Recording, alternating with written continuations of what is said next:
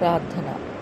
2వ దినవృత్తాంతాలు 6:38-39. ఆకాశ మహాకాశములు పట్టలేనంత గొప్ప దేవా, నీ నేత్రములు రేయింబగళ్ళు నన్ను గమనించుచు, నిద్రించక నన్ను కాపాడుతూ, నీ హస్తములలో భద్రముగా ఉంచి, ఈ నూతన దినమున సజీవుల లెక్కలో నన్ను ఉంచిన జీవము గల మా దేవా, మీ ఘనమైన నామమునకు వందనాలు, స్తుతులు, స్తోత్రములు సమర్పిస్తున్నాను. ప్రభువా, మేము మా పూర్ణ హృదయంతో, పూర్ణ ఆత్మతో నీ వైపు తిరిగి విన్నపము చేయుచున్నాము.